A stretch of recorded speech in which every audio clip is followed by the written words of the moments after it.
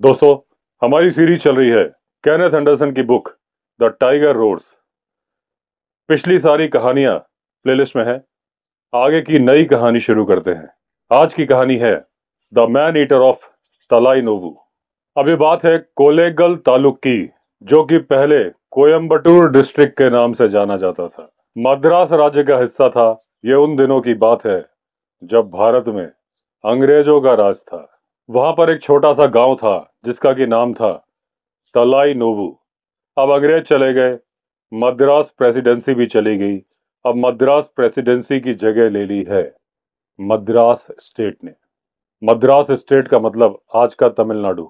लेकिन ये जो मद्रास स्टेट का जो एरिया है, ये करीब करीब आधा है जो एरिया पहले होता था मद्रास प्रेसिडेंसी में, क्योंकि आंध्रा, केरला और मैसूर राज्य में इसका हिस्सा चला गया।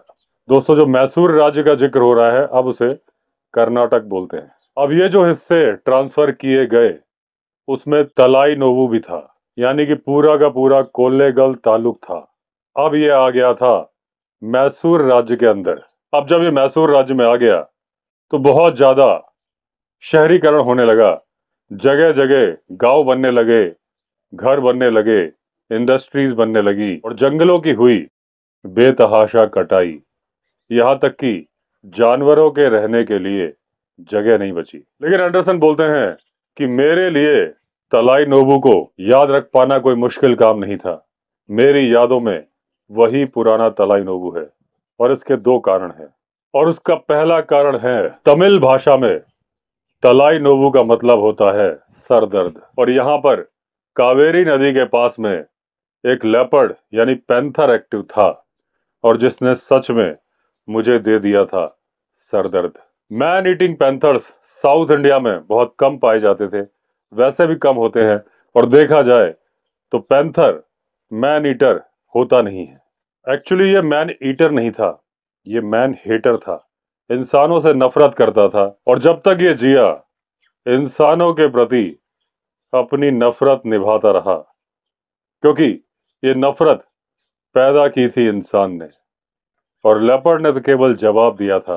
अब अगर इस कहानी की शुरुआत से की जाए तो एक फीमेल लेपर्ड थी जो तलाई नोवु के पास के जंगल में रहती थी। तलाई नोवु से दूरी थी करीब 10 मील की और वहां से 6 फरलॉन्ग की दूरी पर एक ढाल था, जंगल का ढाल, जो कि सीधा जाता था कावेरी नदी तक।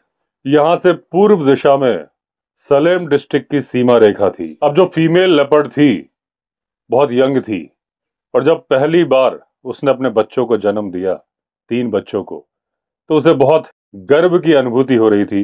वो बहुत खुश थी।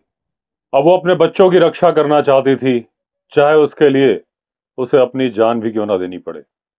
अब कारण नहीं मालूम चले, लेकिन कुछ ऐसे कारण थे जिनकी वजह से उस फीमेल लेपर्ड को अपने बच्चों को गुफा के बाहर लेके आना पड़ा समय से पहले।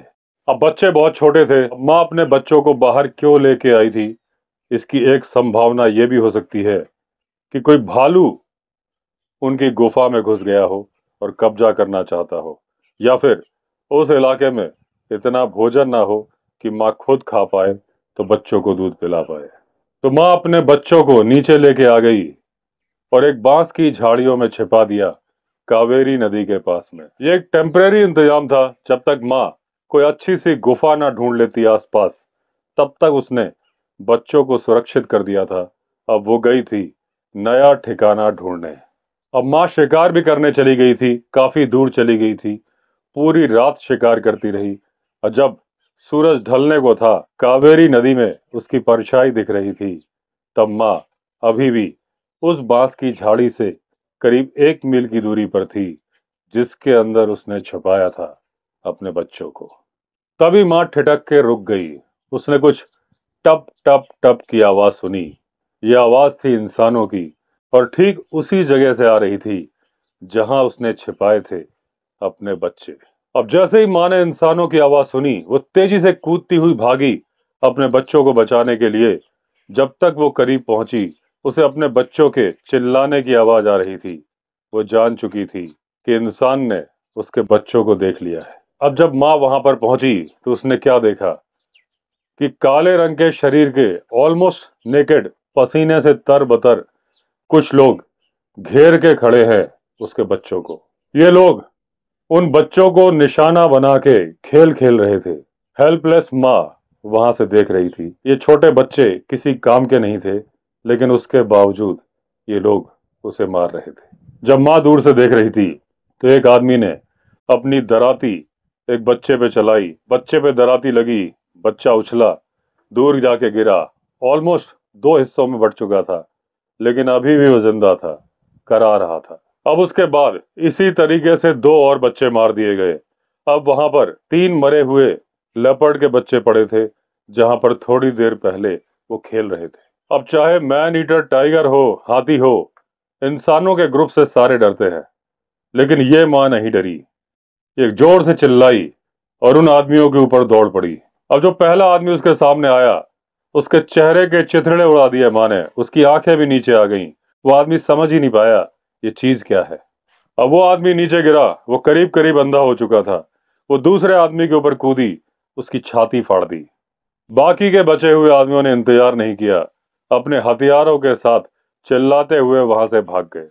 अब जब वो आदमी भाग गए तो वो पैंथरिस, वो मां, गुस्से से भरी हुई थी और उसके मन में पैदा हो गई थी इंसानों के लिए नफरत। उसके मन में एक ही बात थी, आगाज तुमने शुरू किया है, अंजाम हम बताएंगे। मारे वो भी जाएंगे जो तुम्हें बचाने आएंगे। उसने थोड़ी देर तो पीछा किया उन भागते हुए लोगों का। उसके बाद उन दो आदमियों के पास आई और उनके चिथड़े चिथड़े कर दिए। उन आदमियों को मारने के बाद वो गई और जो एक बचा हुआ बच्चा था, जो कि कम घायल था, जिसके शरीर में चोटें कम थी, उसको उसने उठाया और दुख के साथ वहां से चली गई। और इस तरह से शुरुआत हुई मैन हेटर ऑफ तलाई नोबू की। अब जो लोग भागते भागते अपने गांव पहुंचे तो उन्होंने कहानी बताई सबको कि पता नहीं कहां से एक बड़ा सा लेपर्ड आ गया और उसने हम लोगों को बिना किसी बात के मारना शुरू कर दिया। उन लोगों ने वो बात छिपा ली कि कैसे उन लोगों ने बिना किसी बात के उस फीमेल लेपर्ड के बच्चों को टुकड़ों में बदल दिया था। ये बात तो बाद में मालूम चली, जब लोगों ने सवाल उठाने शुरू किए। हमेशा ऐसा ही होता है, जंगल में जब कोई घटना होती है तो इंसान अपनी गलती छिपा लेता है। अब लोगों ने जंगल के उस भाग में जाना बंद कर दिया। अगर जाते भी थे तो ग्रुप में जाते थे या फिर बंदूक लेके जाते थे। अब बहुत दिनों तक लेपर्ड ने कोई वारदात नहीं करी और धीरे धीरे लोग उसे भूलने लगे। अब आलस की वजह से वो अपने हथियार लेकर भी नहीं जाते थे। अब जिनके पास लाइसेंस था वो अपना लाइसेंस लेके बांस और लकड़ी काटने जाते थे। शिकारी, अवैध शिकारी भी जंगल में शिकार करने जाते थे। और जो अवैध कटाई वाले थे, जिनके पास लाइसेंस था नहीं, उन्होंने एक नया तरीका निकाल लिया था। वो बांस काट के छिपा देते थे, चांदनी रात को जाते थे, नदी में बांस को बहाते थे और दूसरी जगह से उनके साथी उन्हें समेट लेते थे। लेकिन बदले से भरी हुई वो माँ, फीमेल लेपर्ड, वो घटना भूली नहीं थी।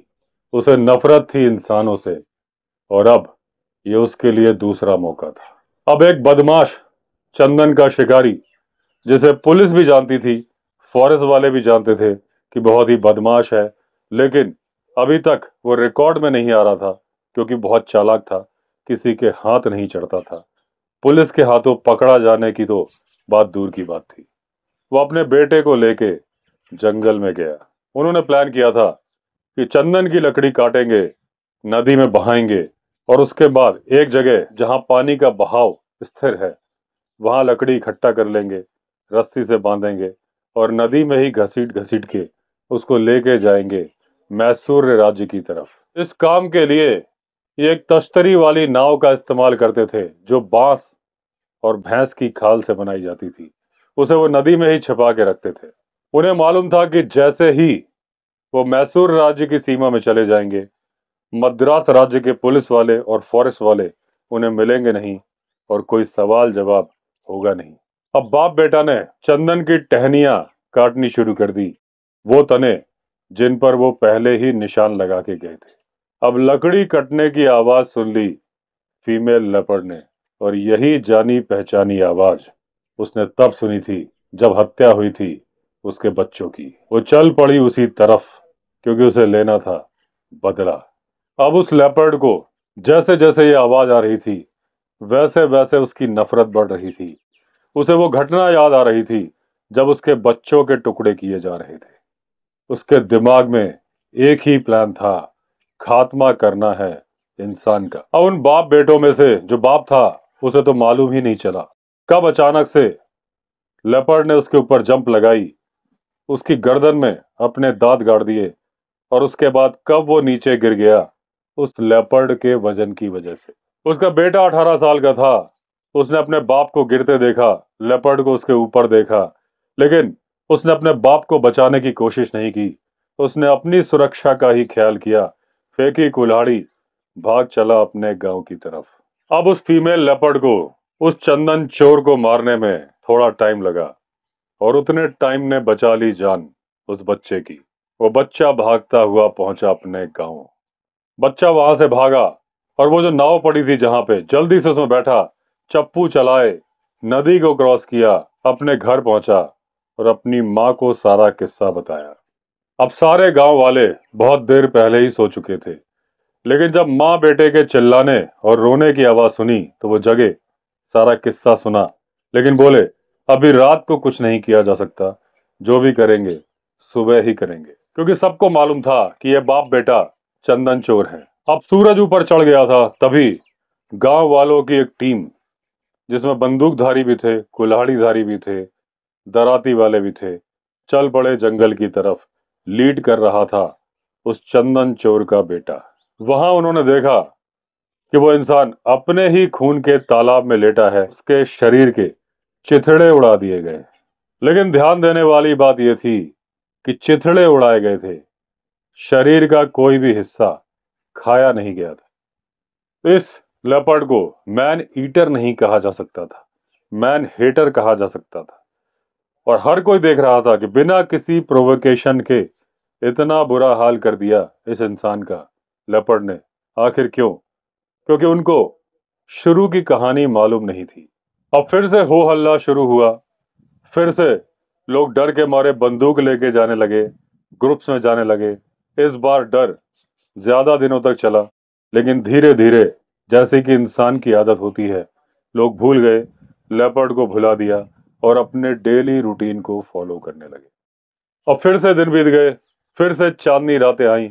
और चांदनी रातें वो रातें होती हैं कि जब जंगल में सबसे ज्यादा बदमाशियां होती हैं। चांदनी रात वो टाइम होता है जब अवैध शिकारी जंगल में साफ पानी के गड्ढे बना के, झाड़ियों में छिपके सांबर डियर का इंतजार करते हैं, या उन जगह पर इंतजार करते हैं जहां पर सांबर डियर और स्पॉटेड डियर नमक चाटने जाते हैं। लकड़ी के शिकारी अवैध लकड़ी काटने चांदनी रातों में ही जाते हैं।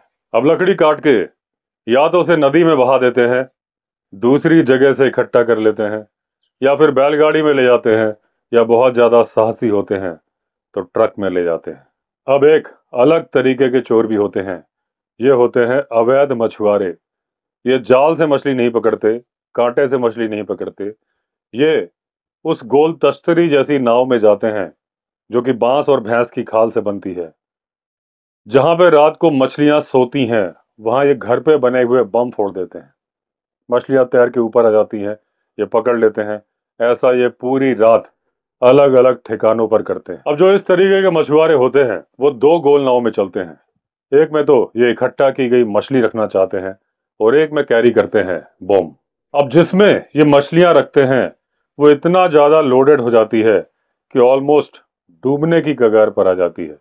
जब उन मछुआरों को लगता है कि अब इसमें अगर मछली डाली तो नाव ही डूब जाएगी, तब जाके वो मछलियों को मारना बंद करते हैं। लेकिन ये मछुआरे बेईमानी का धंधा भी ईमानदारी से करते हैं। ये एक दूसरे के इलाके में नहीं जाते, इन्होंने इलाके बांटे होते हैं, क्योंकि इन्हें मालूम है कि जब दूसरे के इलाके में जाएंगे झगड़ा होगा, झगड़ा होगा तो मामला पुलिस तक जाएगा। अब सारे अपने अपने इलाके में खुश रहते हैं। अथॉरिटीज को बात मालूम नहीं चल पाती, और ये काम इतने रिमोट एरिया में करते हैं कि अथॉरिटीज कुछ कर नहीं पाते। सबको अपना अपना हिस्सा मिल जाता है और सारे खुशी खुशी घर जाते हैं। और कभी उनकी किस्मत खराब हुई कि कोई अथॉरिटी सामने आ भी गया तो उन्हें अपनी बेहतरीन मछलियों में से आधा उन्हें देना होता है और बाकी सब कुछ फिर ठीक हो जाता है। अब ये गोल वाली नाव 5 मील तक तैरा के किनारे पर लाई जाती हैं। यहाँ मछलियों को साफ किया जाता है और उसके बाद अपने पीठ पे लादने वाले थैले जो कि मछुआरे पहले से लाए होते हैं उनमें भर के मछलियों को वो चल पड़ते हैं। हर आदमी अपनी पीठ पीठ में मछलियों से लदा हुआ थैला उठाता है। 2 आदमी एक एक गोल नाव अपने सिर पे रखते हैं। एक आदमी चप्पू लेके चलता है और फिर शुरू होता है 5 मील का वो लंबा सफर जहां से इन्होंने अपनी नाव यात्रा या मछली मार यात्रा शुरू की थी। क्योंकि नदी की उल्टी दिशा में तो उस नाव को तैरा के जाया नहीं जा सकता, तो ये जो पैदल चलने वाला हिस्सा है ये इनके इस पूरे अभियान का सबसे खतरनाक और थकाने वाला हिस्सा है। हर बार चांदनी रात के जो 10-15 दिन होते हैं इसमें इस तरह से शिकार किए जाते हैं और जो अंधेरी रातों वाले दिन होते हैं उसमें शिकारी आराम करते हैं और इंतजार करते हैं फिर से चांदनी रातों का। बहुत सारी जगह पे शिकारी दिन में ही शिकार करते हैं जहां उन्हें कानून का डर नहीं होता। वो चांदनी रातों का इंतजार नहीं करते, दिन में ही बम फोड़ते हैं, दिन में ही शिकार करते हैं। और जो घटना मैंने आपको बताई कि चांदनी रातों में शिकार करते थे ये उस टाइम की थी जब फॉरेस्ट ऑफिसर्स अंग्रेजों के अधीन होते थे। उस टाइम पर थोड़ा कानून का डर था। अब शिकारी रात का इंतजार नहीं करते, दिन में ही शिकार कर लेते हैं क्योंकि उन्हें किसी का डर नहीं है। अब एंडरसन बोलते हैं कि हम अपनी कहानी पर वापस आते हैं कि वो चांदनी रात थी और अवैध मछुआरे बम पर बम फोड़ रहे थे, मछलियां इकट्ठा कर रहे थे और अपनी गोल नाव में जा रहे थे। जिस नाव में मछलियां कैरी की जाती थी उसको केवल एक मछुआरा चलाता था ताकि ज्यादा से ज्यादा मछलियां उसमें आ जाएं। जब इन्होंने आधी रात तक काम कर लिया तो इन्हें भूख लगी, तो इन्होंने डिसाइड किया कि नाव को किनारे पे लगाते हैं और अपने साथ जो स्नैक्स लेके आए हैं उन्हें खाते हैं। अब जो वो अकेली नाव थी जिसमें अकेला मछुआरा था, जिसमें मछलियां भरी हुई थी, वो किनारे के नजदीक थी और जो सिंगल मछुआरा था उसे बुलाया उसके साथियों ने आवाज लगा के। उन्होंने कहा, भाई बहुत काम हो गया, बहुत थक गए, चलो थोड़ा आराम करते हैं, कुछ खाते पीते हैं, साथ में कॉफी भी पियेंगे। वो आदमी बोला, अच्छी बात है, मैं आ रहा हूं। और क्योंकि वो अकेला था उसने जोर जोर से चप्पू चलाने शुरू कर दिए। नदी में पानी भी बहुत था लेकिन वो चप्पू चला चला के किनारे की तरफ जाने की कोशिश कर रहा था। अब वो किनारे पहुंच गया, जंप करके नाव से बाहर उतरा। नाव में एक रस्सी थी, उसको ले जाके पेड़ के तने से बांधने की कोशिश कर रहा था, लेकिन वो कभी भी उस नाव को तने से बांध नहीं पाया। उसके साथियों ने देखा कि मेहंदी की झाड़ियों से कुछ पीला पीला निकला और कूदा उनके साथी के ऊपर। तभी जोर से दहाड़ सुनाई दी और उन्होंने देखा कि काले रंग का साया जो कि उनके साथी का नीचे जा रहा है और उसके ऊपर ग्रे कलर का एक साया उसे खींच के ले जा रहा है। अब इन्होंने आवाज सुनी अपने साथी के चिल्लाने की, दर्द भरी आवाज, और उसके बाद उन्होंने देखा कि उनकी वो नाव जो कि मछलियों से भरी थी पानी में तैरती जा रही है क्योंकि रस्सी उनके साथी के हाथ से छूट गई थी। अब जो बोटमैन था जो कि दूसरी नाव में था उसने पूरी कोशिश की, ताकत लगा के पैडल करने की कि उस नाव को पकड़ ले, लेकिन ये नाव मछुआरों से भरी हुई थी, उसका पीछा नहीं कर पाया। वो नाव स्पीड बढ़ाती गई, गोल गोल घूमती गई और पहुंच गई उस जगह जहां नदी घिरी हुई थी चट्टानों से। अब इस मछुआरे ने और ज्यादा ताकत से चप्पू चलाने शुरू कर दिए थे, लेकिन उसके साथियों ने उसे रोका क्योंकि वो देख रहे थे कि अकेली नाव चट्टानों में टकराई, गोल गोल चक्कर खाई और उसके बाद डूब गई। उन्होंने पूरी रात मेहनत करके जितनी मछलियां पकड़ी थी सारी पानी में चली गई। अब इसके बाद ये सारे मछुआरे गुस्से से भर गए। इन्होंने कहा, चलो उस साथी की तरफ जिसके हाथ से रस्सी छूट गई है उससे हिसाब किताब करते हैं कि कितना बड़ा बेवकूफ है कि हमारी पूरी मेहनत पानी में डुबो दी। ना सिर्फ उसने मछलियां डुबो दी, इतनी महंगी नाव जो कि 100 रुपए की थी वो भी डूब गई उसके चक्कर में। आज तो तरीके से कुटाई की जाएगी, कंबल कुटाई। अब वहां जाके देखा तो उनका दोस्त था ही नहीं। तब उन्हें अचानक याद आया, किसी के चिल्लाने की आवाज सुनी थी, काला साया और ग्रे कलर का साया। ये सब उन्हें तब याद आया जब वो वहां से लौटे, क्योंकि अचानक ही उनकी नाव दौड़ पड़ी थी। उसके चक्कर में वो सब कुछ भूल गए थे। अब एक उनका साथी किनारे पे जांच पड़ताल करने जाना चाहता था, लेकिन बाकी लोगों ने उसे मना किया कि वहां मत जाओ, पक्का वहां कोई ना कोई बुरी आत्मा है। अब ये गांव वापस आए तो वहां भी यही बातें चलती रहीं कि वहां पर बुरी आत्मा का साया है, उस किनारे पर जाना नहीं है। किसी के भी मन में तेंदुए का ख्याल नहीं आया। अचानक किसी को याद आया कि एक तेंदुआ भी था जो लोगों को मारता था। तब इन्हें समझ में आया, फिर इन्हें याद आई वो दहाड़, चिल्लाने की आवाज, वो ग्रे कलर का साया। ये समझ गए, हो ना हो ये वही तेंदुआ है। अब इसके बाद कभी भी नाव से कोई उतरता था तो अकेला उतरता ही नहीं था, सारे के सारे एक साथ जंप करते थे, क्योंकि पहले उतरने को कोई तैयार ही नहीं होता था। अब अगले दिन बहुत सारे लोग हथियार बंद उस जगह पर आए तो मेहंदी की झाड़ियों के पीछे उनके दोस्त का शव मिल गया, टुकड़ों में बटा हुआ शव, लेकिन उसे खाया नहीं गया था। अब ये बात पूरी तरह से इलाके में फैल गई कि एक तेंदुआ है जो इंसानों को मारता है, खाता नहीं है, और मारता भी इस तरह से है, चिथड़े उड़ा देता है। यानी सिर्फ गर्दन नहीं दबाता है कि इंसान मर जाए, उसके बाकी सारे पार्ट्स भी नाखून से, दांतों से फाड़ के रख देता है। वो फीमेल लेपर्ड अपना बदला ले रही थी, और इस लेवल तक ले रही थी कि जिसको भी मारती थी उसको पहचानना संभव नहीं था। अब नदी का ये किनारा महासीर मछली को पकड़ने के लिए बहुत अच्छी जगह मानी जाती थी। महासीर, जिसे मछलियों का राजा बोला जाता है। अब एंडरसन बोलते हैं कि मछली पकड़ना मेरा शौक कभी नहीं था, क्योंकि मेरे अंदर इतना धैर्य, इतना पेशेंस नहीं है। लेकिन मेरे बहुत सारे दोस्त थे जो मछली पकड़ने के बहुत शौकीन थे, तो कई बार मैं उनके साथ जाता था फिशिंग एक्सपीडिशन पर। अब इस तरह के एक्सपीडिशन बहुत कम होते थे, बहुत दिनों के बाद होते थे, और ये तलाई नोवू का जो इलाका था, यहाँ के टर्न बहुत ही स्टीप थे, बहुत ही खतरनाक थे, और मेरी स्टड ब्रेकर कार वहां जा नहीं पा रही थी।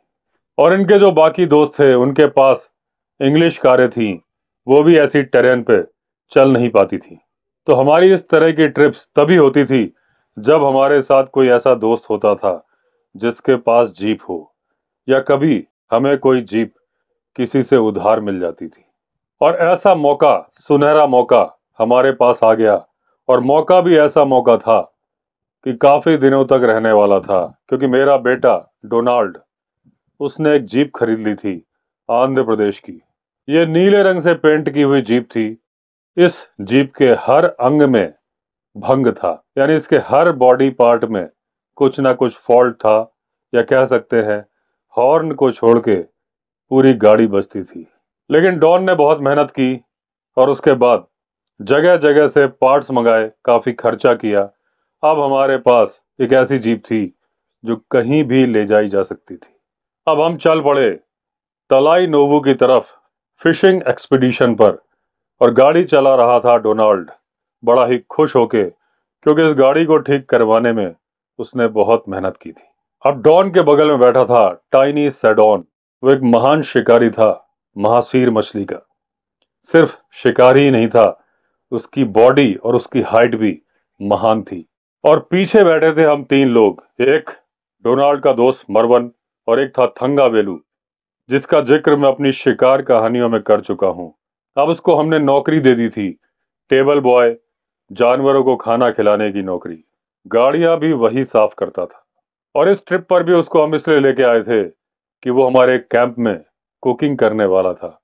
बड़ी ही मुश्किल से मैं उस जीप के अंदर फिट होकर बैठा था। हमारे घर से कैंपिंग साइट ठीक 99 किलोमीटर थी, तलाई नोवू से करीब 10 मील की दूरी पर। अब बैंगलोर से निकलने में इन लोगों ने देरी कर दी थी, तो जब तक ये कैंपिंग साइट में पहुंचे अंधेरा होने वाला था। सूरज लाल और गुलाबी रंग का नजर आ रहा था। इन्होंने अपनी पसंदीदा जगह मुठी, जामुन और इमली का पेड़ जहां ये हमेशा कैंपिंग करना पसंद करते थे, वहीं पर कैंप का सेटअप लगाना शुरू किया। अब कैंप में 3 चीजें थी जो कि सबसे पहले की जानी थी, जो मैंने, थंगावेलु और डोनाल्ड ने शुरू कर दी।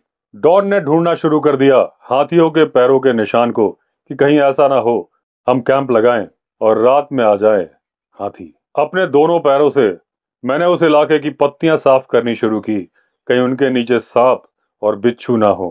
बिच्छू, वो भी लाल वाले। अगर इस लाल बिच्छू का एक डंक खा लिया तो आपकी जिंदगी की सारी समस्याएं 8 घंटे के लिए खत्म हो जाएंगी। अगर आपको इनकम टैक्स वाले परेशान कर रहे हैं, बीवी परेशान कर रही है, 8 घंटे का कोई टेंशन नहीं। थंगावेलु ने लकड़ियां इकट्ठा करना शुरू कर दिया।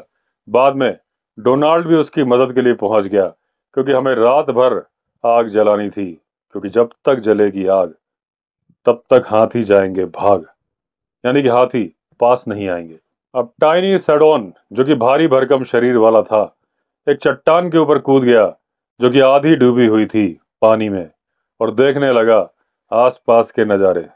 पक्का टाइनी सैडोन अंदाजा ले रहा था कि कल कहां पर मछलियां पकड़ना है, यानी कि पकड़नी है महासीर।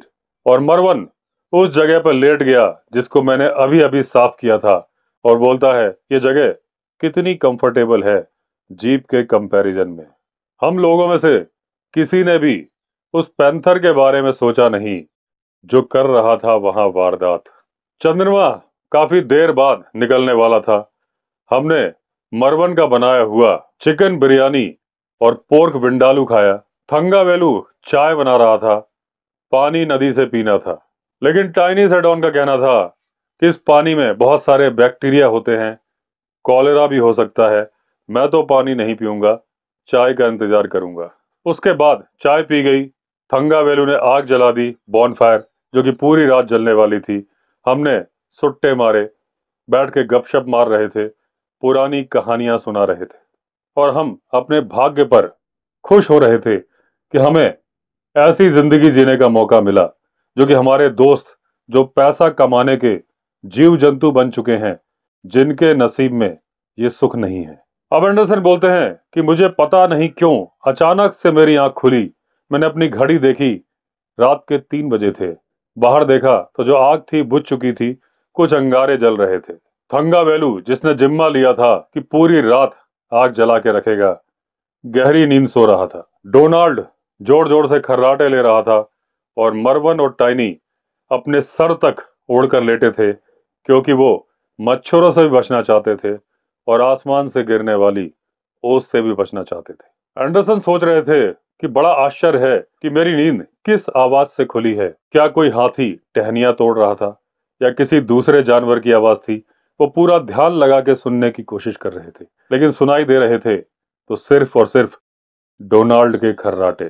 तभी एंडरसन को समझ में आ गया कि किस चीज की वजह से इनकी नींद खुली है, और वो थी एक गुस्से वाली आवाज, एक पैंथर की, जो बोलता है हा हा हा इस आवाज में। तो दोस्तों, इस एपिसोड में इतना ही। बाकी की कहानी कवर करेंगे अगले एपिसोड में। अगर आपने चैनल सब्सक्राइब नहीं किया है तो चैनल सब्सक्राइब कर लीजिए। चलिए फिर मिलते हैं, तब तक के लिए all the best. Vande Mataram.